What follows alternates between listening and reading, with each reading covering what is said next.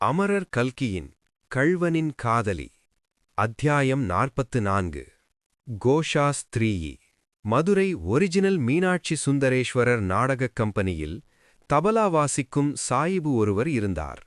அவருக்கு முகமது ஷெரீப் என்று பெயர். சில நாடகக் கம்பெனிகளில் ஹார்மோனியக்காரரையும் தபலாக்காரரையும் மேடையில் நட்ட நடுவில் உட்கார வைப்பது போல் அந்த கம்பெனியில் உட்கார வைக்கும் வழக்கம் கிடையாது. பக்கவாத்தியக்காரர்கள் மேடையின் ஓரத்தில் மறைவான இடத்தில்தான் இருப்பார்கள். அவர்களை அதிகம் பேர் பார்த்திருக்கவே முடியாது. மேற்படி ஜனாப் முகமது ஷெரீப் சாயிபு ஒரு நாள் ராத்திரி எழும்பூர் ரயில்வே ஸ்டேஷனுக்கு ஒரு கோஷா ஸ்திரீயுடன் வந்து சேர்ந்தார். கோஷா என்றால் புடவைத் தலைப்பை சிறிது இழுத்துவிட்டு பாதி முகத்தை மூடும் அரைகுறை கோஷா அல்ல. உயர்ந்த முஸ்லிம் குடும்பத்து மாதரைப்போல் தலையிலிருந்து பாதம் வரையில் ஒரு பெரிய அங்கியால் மூடி கண்களுக்கு மட்டும் துவாரம் வைத்திருக்கும் சம்பூரண கோஷா. அந்த கோஷா ஸ்திரீயை அவர் பெண்கள் வண்டியில் ஏற்றிவிட்டு தாம் வேறு வண்டியில் ஏறி உட்கார்ந்தார். மறுநாள் அதிகாலையில் இவர்கள் கொள்ளிடத்துக்கு அடுத்த புரூர் ஸ்டேஷனில் இறங்கி ஒரு மாட்டு வண்டி பிடித்துக்கொண்டு மேற்கு நோக்கி பிரயாணமானார்கள். கொஞ்ச தூரம் போன பிற்பாடு அவர்கள் பிரயாணம் செய்த சாலை கொள்ளிடக்கரை லயன்கரை சாலையோடு சேர்ந்தது. அந்த சாலையோடு 7-8 மைல் சென்றதும் அங்கு பெரும்பாலும் முஸ்லீம்கள் வாழும் ஒரு கிராமம் இருந்தது.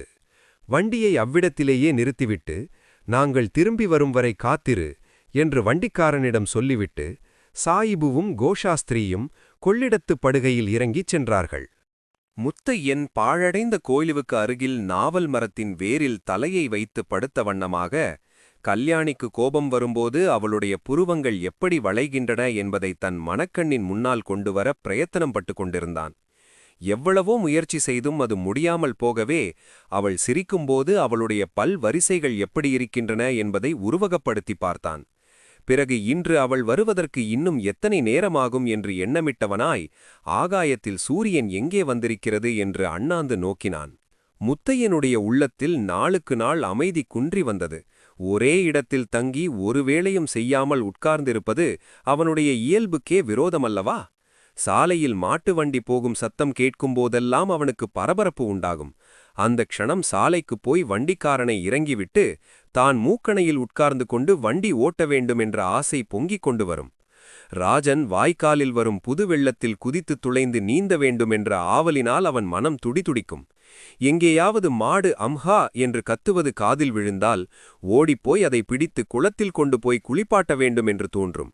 இன்னும் பூங்குளத்தின் தெருவீதிக்கு போகவும் தன்னுடைய வீட்டை பார்க்கவும் ஆசை உண்டாகும்.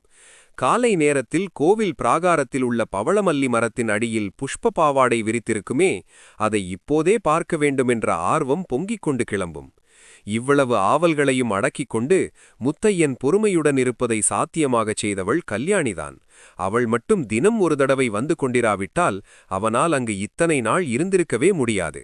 ஆயிற்று, இன்னும் கொஞ்ச நேரத்திற்கெல்லாம் கல்யாணி வந்து விடுவாள் என்ற நினைப்பில் அவனுக்கு காலை நேரமெல்லாம் போய்விடும். அவளும் தானுமாய் கப்பல் பிரயாணம் செய்யப் போவதையும் மலாய் நாட்டில் ஆனந்தமாய் வாழ்க்கை நடந்த போவதை பற்றி மனோராஜ்யம் செய்வதில் மாலை நேரத்தின் பெரும்பகுதியை கழிப்பான்.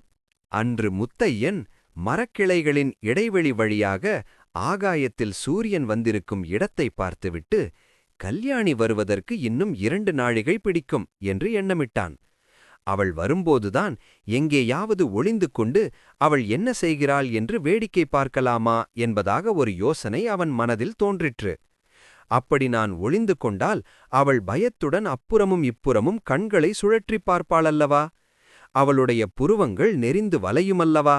அந்த தோற்றம் எவ்வளவு அழகாயிருக்கும் என்று அவன் எண்ணமிட்டு கொண்டிருக்கும் போதே சலசலவென்று செடிகள் அலையும் சப்தம் கேட்க திடுக்கிட்டு சப்தம் வந்த திசையை நோக்கினான். அவனுக்கு எதிரே தலைமுதல் கால் வரை கோஷா அங்கி தரித்த உருவம் ஒன்று வரவே ஒரு கண நேரம் அவன் பதறிப்போனான். சட்டென்று கீழே பக்கத்தில் கிடந்த ரிவால்வரை எடுத்துக்கொண்டு துள்ளி எழுந்தான். யாரது என்று அதட்டிய குரலில் கேட்டு கை துப்பாக்கியை நீட்டிப்பிடித்தான். கோஷா அங்கியின் உள்ளிருந்து கிண்கிணி சப்திப்பது போன்ற சிரிப்புச் சத்தம் கேட்டது. அடுத்த நிமிஷம் அங்கி எடுத்தறியப்பட்ட உள்ளிருந்து திவ்ய சௌந்தரியம் பொருந்திய மோகன ஸ்திரீ உருவம் ஒன்று வெளிப்பட்டது. நீதானா கமலபதி? ஒரு நிமிஷத்தில் என்னை இப்படி மிரட்டிவிட்டாயே, நிஜமாகவே பயந்து போனேன் என்றான் முத்தையன். ஆம், அந்த கோஷாஸ்திரீ உண்மையில் பெண்ணுருவத்திலிருந்த கமலபதிதான். கொள்ளிடக்கரை பிரதேசத்தில் முத்தையனை பிடிப்பதற்கு பலமான போலீஸ் ஏற்பாடுகள் நடக்கின்றன என்பதை அறிந்து இம்மாதிரி வேஷத்தில் வந்தால்தான் சந்தேகம் ஏற்படாமல் அவனை பார்க்க முடியும் என்று தீர்மானித்துதான் அவன் அப்படி பெண் வேஷம் தரித்து கோஷாவாக மாறி இங்கே வந்தது. அபிராமியிடம் அன்று நான் சதாரம் என்று அவன் சொன்னபோது இந்த யோசனை அவன் மனதில் உதயமாயிற்று. ஐயோ, துதிர்ஷடவசமாக அவனுக்கு பெண் வேஷம் அவ்வளவு நன்றாக பலித்தல்லவாயிருந்துவிட்டது. நாடகத்தில் அவனை பார்த்திருக்கும் நாமே ஒரு நிமிஷம் மயங்கிப் போய்விட்டோம் என்றால் பேதை கல்யாணி என்ன கண்டாள்? அவனை ஓர் இளம் மங்கை என்றே அவள் கருதிவிட்டதில் வியப்பில்லை அல்லவா?